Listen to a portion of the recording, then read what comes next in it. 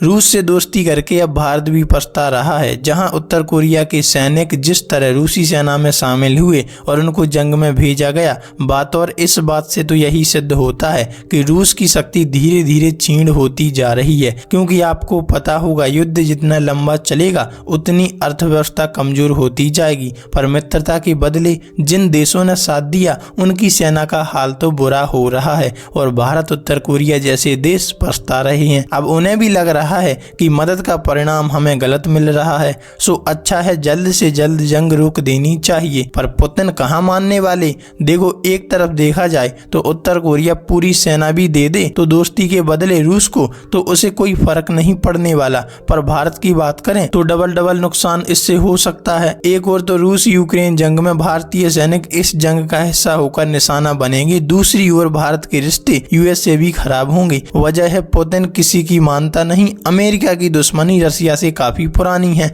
लेकिन भारत भी साथ नहीं छोड़ सकता। क्योंकि एक समय रसिया ने इंदिरा गांधी के पीरियड पर पाकिस्तान से भारत को बचाया था, जब अमेरिका उसका साथ दे रहा था। पर असल में मुद्दे की बात करें तो खबर सामने निकल कर आई है कि जो रूसी सेना की तरफ से भारतीय लड़ रहे थे उनमें से 12 भारतीय इस जंग का निशाना बने, साथ ही 16 लापता हैं, जो भारत के लिए गंभीर समस्या बन गई। और भारत का कहना है कि ऐसी दोस्ती की मदद करते करते तो हम पूरे भारतीय गवा देंगे। विदेश मंत्रालय के प्रवक्ता रणधीर जायसवाल ने कहा कि अब तक 126 भारतीय नागरिकों के रूसी सेना में शामिल होने के मामले सामने आए। इनमें से 96 लोग भारत लौट आए। वहीं रूस में अभी 18 भारतीय फंसे हैं, जिनमें से 16 की तो कोई जानकारी नहीं मिल रही। अब इनकी स्वदेश वापसी के लिए हम काम कर रहे हैं। देखो, आपको पता होगा रूस यूक्रेन जंग 24 फरवरी 2022 से चल रही है। इस दौरान रूसी सेना पर आरोप लगे कि उसने जंग में भाड़े और दूसरे देशों के कई लोगों को जबरन जंग में भेज दिए। इनमें से कई भारतीय भी शामिल थे। ये नौकरी की तलाश में रूस गए थे,